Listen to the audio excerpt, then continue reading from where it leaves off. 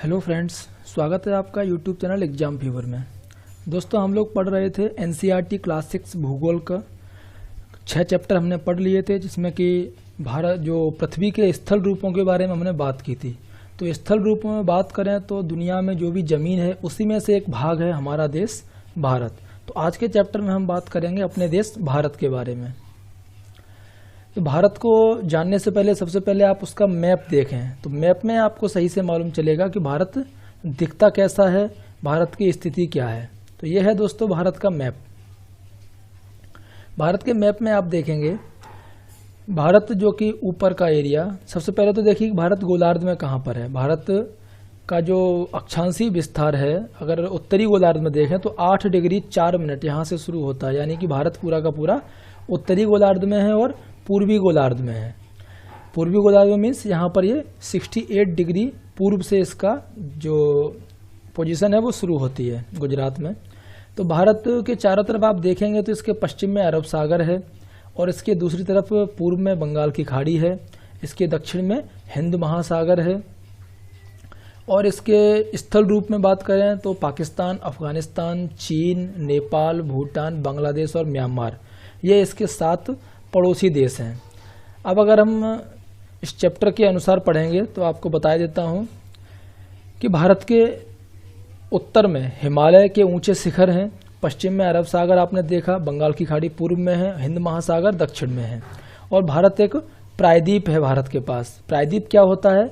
स्थल का वह भाग जो 3 तरफ से जल से घिरा होता है। हम फिर से मैप देखेंगे तो ये देखिए, ये है भारत का प्रायद्वीप। तो ये 3 तरफ से जल से घिरा हुआ है, एक तरफ अरब सागर, एक तरफ बंगाल की खाड़ी और एक तरफ हिंद महासागर। तो यहाँ से अब आपको याद रहेगी हमेशा ये डेफिनेशन प्रायद्वीप की।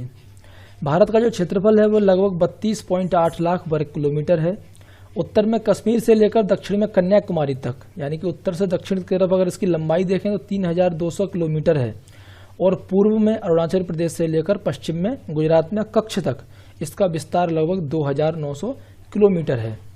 भारत में अगर आप देखेंगे तो ऊंचे ऊंचे पर्वत भी हैं और मरुस्थल भी है, उत्तरी मैदान भी है और पठारी सतह भी है। और भारत में जो समुद्र है उनका तटीय भाग भी है। उसके अलावा द्वीप समूह भी हैं हमारे पास, अंडमान निकोबार और लक्षद्वीप द्वीप समूह। भारत की जलवायु, वनस्पति और वन्य जीवों के साथ साथ भाषा और संस्कृति में भी बहुत सारी भिन्नताएं हैं और इस भिन्नता में हमारी एकता भी है जो हमारी परंपराओं में दिखती है। इसी वजह से हम एक राष्ट्र में बंधे हैं। भारत की आबादी की बात करें तो 2011 के अगर जनगणना के अनुसार भारत की आबादी 120 करोड़ से अधिक है और यह चीन के बाद विश्व का सबसे अधिक जनसंख्या वाला देश है। अभी बात करते हैं स्थिति की, यानी कि पोजीशन क्या है। तो भारत बताया था जैसा मैंने आपको उत्तरी गोलार्ध में स्थित है और उत्तरी गोलार्ध में जो एक 23 डिग्री 30 मिनट उत्तरी अक्षांश पर है कर्क रेखा, वो भारत के लगभग बीचों बीच से होकर के गुजरती है। आगे मैं आपको बताता हूँ कौन से राज्यों से गुजरती है। दक्षिण से उत्तर की ओर भारत की मुख्य भूमि का विस्तार है वो 8 डिग्री 4 मिनट उत्तर से लेकर के 37 डिग्री 6 मिनट उत्तरी अक्षांश है। तो हम देखेंगे यहाँ पर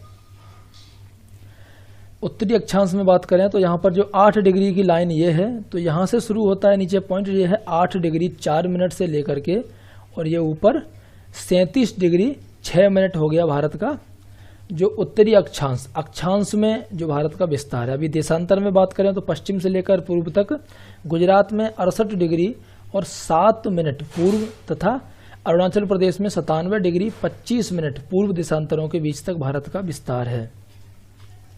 भारत पूर्वी गोलार्ध में है, आपको बता दिया मैंने, और उत्तरी गोलार्ध में है।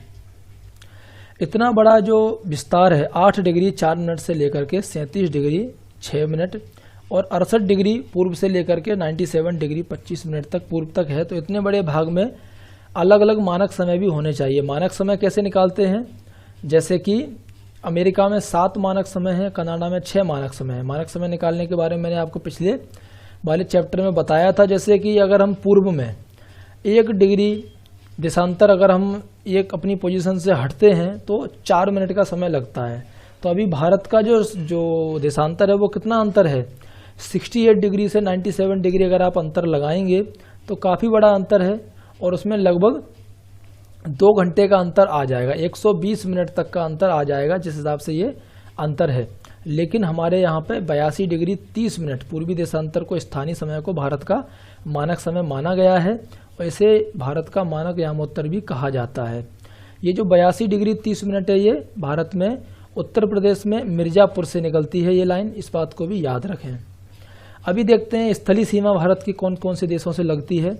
स्थलीय सीमा में भारत में पाकिस्तान है, भारत से बॉर्डर से, अफगानिस्तान भी भारत से बॉर्डर बनाता है, चीन भी बनाता है, तिब्बत जो कि अभी चीन के कब्जे में है, पहले एक स्वतंत्र देश हुआ करता था, नेपाल है, भूटान है, बांग्लादेश है और म्यांमार है। ये टोटल 7 देश हैं, इनके नाम याद रखिए।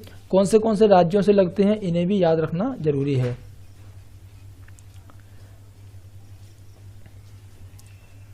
भारत में टोटल कितने राज्य हैं? भारत में फिलहाल टोटल 28 स्टेट हैं, 28 राज्य हैं और 8 केंद्र शासित प्रदेश हैं। जब से जम्मू कश्मीर और लद्दाख को भी केंद्र शासित प्रदेश माना है तब से।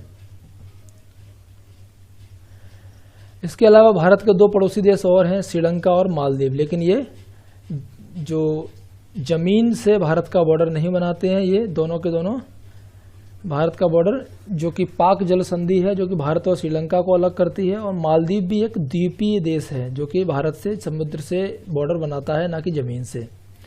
अब ये है भारत का एक फिजिकल, जो भारत का भौतिक विभाजन है, उसमें कुछ नदियां हैं जैसे सिंधु नदी, झेलम, चेनाब, रावी, सतलज, और उसके अलावा जो उत्तर में ये पर्वत हैं जिसमें हिमालय पर्वत श्रृंखला है पूरी की पूरी, जम्मू कश्मीर से लेकर के और अरुणाचल प्रदेश, नागालैंड और ये मणिपुर और त्रिपुरा, मिजोरम तक।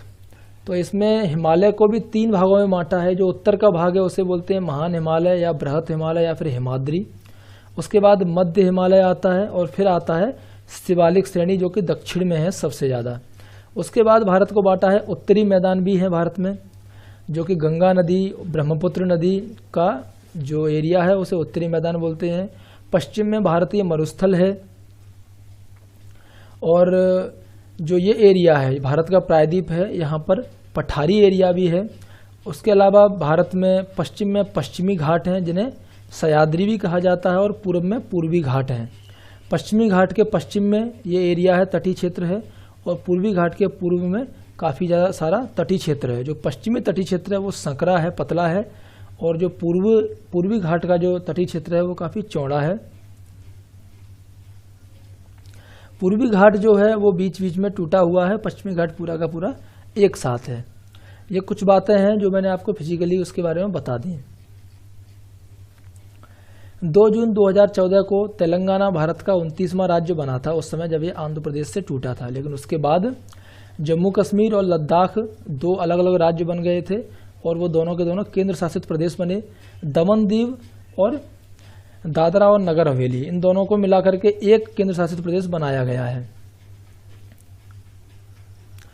अभी क्षेत्रफल की दृष्टि से सबसे बड़ा भारत का राज्य राजस्थान है, और सबसे छोटा राज्य गोवा है। सहायक नदी क्या होती है? एक नदी या सरिता जो कि मुख्य नदी में किसी भी तरफ से आकर के मिलती है और अपने जल को मुख्य नदी में विसर्जित कर देती है, वो बोली जाती है सहायक नदी। जैसे कि यमुना गंगा की सहायक नदी है, चंबल यमुना की सहायक नदी है, उसी तरह से। भौतिक विभाजन के बारे में मैंने आपको बताया था, जैसे पर्वत, पठार, मैदान, तट और द्वीप समूह ये भारत के हिस्से हैं। हिमालय में बृहत हिमालय जिसे हिमाद्री भी बोलते हैं, मध्य हिमालय या हिमाचल जो कि हिमाद्री के दक्षिण में स्थित है, और शिवालिक जो कि सबसे दक्षिण में स्थित श्रृंखला है। हिमालय के दक्षिण में भारत का उत्तरी मैदान है। ये मैदान समतल और सपाट हैं। और भारत के पश्चिमी भाग में भारतीय महामरुस्थल है जो थार नाम है जिसका, यहाँ वनस्पति की मात्रा बहुत कम है। उत्तरी मैदानों के दक्षिण में प्रायद्वीपीय पठार स्थित है और ये त्रिभुजाकार आकृति का है। उसके अलावा इसके उत्तर पश्चिम में अरावली श्रृंखला स्थित है जो कि विश्व की सबसे पुरानी पर्वत श्रृंखलाओं में से एक है। विंध्य और सतपुड़ा भी महत्वपूर्ण श्रृंखलाएं हैं, आप मैप में देख सकते हैं। और विंध्य और सतपुड़ा श्रृंखलाओं में से नर्मदा और तापी नदियां बहती हैं। नर्मदा और तापी नदियां हैं, आप ऊपर मैप में देखिए। ये नदियां ऐसी मुख्य नदियां हैं जो कि अरब सागर की तरफ जाती हैं, अरब सागर में मिलती हैं जाकर के, यानी कि पश्चिम की तरफ बहती हैं। बाकी जो मैक्सिमम नदियां हैं जैसे गोदावरी, कृष्णा नदी, कावेरी नदी, महानदी, ये सभी नदियां हैं वो पूर्व की तरफ बहती हैं। और जब ये बंगाल की खाड़ी में गिरती हैं या मिलती हैं तो वहाँ पर उपजाऊ डेल्टा भी बनाती हैं। याद रखिए हमेशा जो भी बंगाल की खाड़ी में नदियाँ गिरती हैं वो डेल्टा बनाती हैं, अरब सागर में जो नदियाँ गिरती हैं वो डेल्टा नहीं बनाती हैं। सबसे बड़ा डेल्टा कौन सा है विश्व का?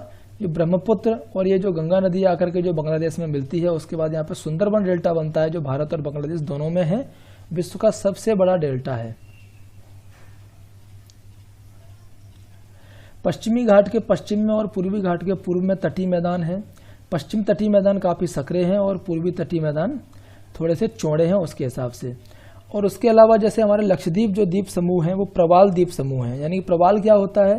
प्रवाल छोटे समुद्री जंतुओं के कंकाल हैं, जिसे पॉलिप भी कहा जाता है। जब जीवित पॉलिप मर जाते हैं तब उनका कंकाल बच जाता है, तो जो दूसरे जो पॉलिप जब बनते हैं तो वो उन्हीं कंकाल के ऊपर ही बनते हैं। तो इस तरीके से कंकाल बढ़ते जाते हैं और इस प्रकार प्रवाल द्वीपों का निर्माण हो जाता है।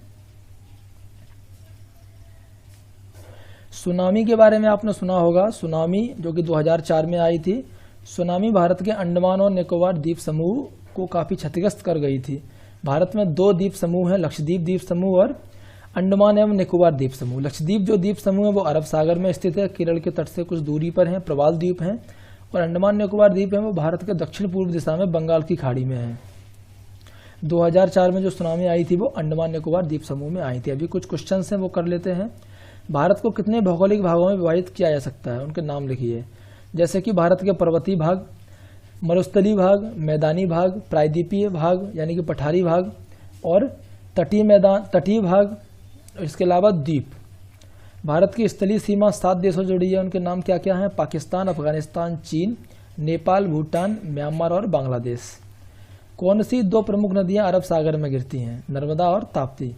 गंगा और ब्रह्मपुत्र के द्वारा बनाए गए डेल्टा का नाम सुंदरबन डेल्टा। भारत में कितने राज्य और कितने केंद्र शासित प्रदेश हैं? भारत में फिलहाल 28 राज्य हैं और 8 केंद्र शासित प्रदेश हैं। किन 2 राज्यों की राजधानी एक है? हरियाणा और चंडीगढ़ की राजधानी एक ही है। उत्तरी मैदानों में अधिक जनसंख्या निवास करती है, क्यों? क्योंकि उत्तरी मैदानों में बाकी जैसे कि मरुस्थलीय भाग हैं या पर्वतीय भाग हैं उनकी अपेक्षा रहने के साधन बहुत ही आसानी से मिल जाते हैं, उपजाऊ जमीन होती है। लक्षद्वीप को प्रवाल द्वीप कहा जाता है, क्यों? क्योंकि लक्षद्वीप जो है प्रवाल द्वीप से बने हुए हैं, वहाँ पर जितने भी भाग हैं वो सब प्रवाल से बना हुआ है। हिमालय के सबसे दक्षिणी भाग को क्या कहा जाता है? शिवालिक। सह्याद्री को अन्य किस नाम से जाना जाता है? सह्याद्री को पश्चिमी घाट नाम से जाना जाता है। पाक जलसंधि किन देशों के बीच स्थित है? वो है भारत और श्रीलंका। जलसंधि का मतलब होता है एक जल का एक पतला सा हिस्सा जो कि 2 बड़े बड़े जल को मिलने से बनाता है। अरब सागर में स्थित भारतीय द्वीप समूह कौन से हैं? अरब सागर में लक्षद्वीप द्वीप समूह है। भारत की सबसे पुरानी पर्वत श्रृंखला कौन सी है? अरावली। कुछ रिक्त स्थान है। भारत का क्षेत्रफल लगभग 32.8 लाख वर्ग किलोमीटर है। महान हिमालय को हिमाद्री भी बोला जाता है। क्षेत्रफल की दृष्टि से राजस्थान भारत का सबसे बड़ा राज्य है। नर्मदा नदी अरब सागर में गिरती है और कर्क रेखा भारत के लगभग मध्य भाग से होकर गुजरने वाली अक्षांश रेखा है। कर्क रेखा कौन से राज्यों से गुजरती है ये भी देख लेते हैं।